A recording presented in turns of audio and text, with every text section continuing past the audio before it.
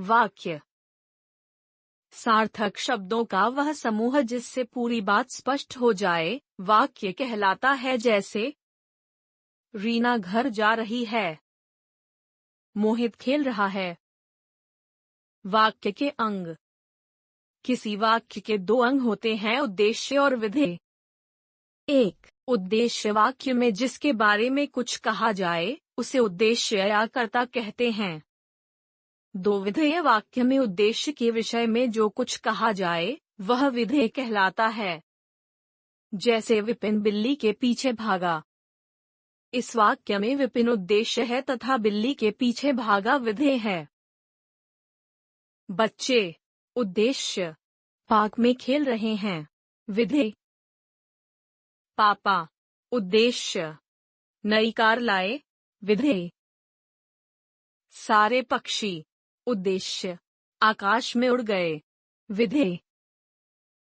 हाथी, उद्देश्य, गन्ना खा रहा है, विधेय।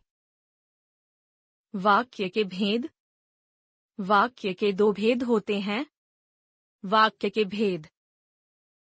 रचना की दृष्टि से, अर्थ की दृष्टि से। एक, रचना की दृष्टि से। रचना की दृष्टि से वाक्य तीन प्रकार के होते हैं। एक, सरल वाक्य। दो, संयुक्त वाक्य। तीन, मिश्रित वाक्य। दो, अर्थ की दृष्टि से। अर्थ की दृष्टि से वाक्य आठ प्रकार के होते हैं। एक, सकारात्मक वाक्य। दो, नकारात्मक वाक्य। तीन, प्रश्नवाचक वाक्य। चार, आज्ञावाचक वाक्य। पांच, विस्मयवाचक वाक्य। छह, संकेतवाचक वाक्य। सात, इच्छावाचक वाक्य। आठ, संदेहवाचक वाक्य। हमने सीखा। सार्थक शब्दों का वह समूह जिससे बात पूरी तरह समझ में आ जाए, वाक्य कहलाता है। उद्देश्य और विधेय वाक्य के दो भाग होते हैं।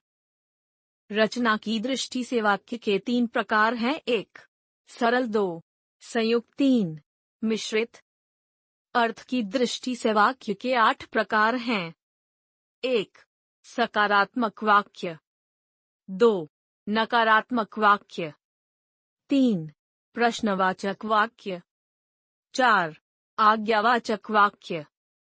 पांच, विस्मयवाचक वाक्य। छह, संकेतवाचक वाक्य। सात, इच्छावाचक वाक्य। आठ, संदेहवाचक वाक्य।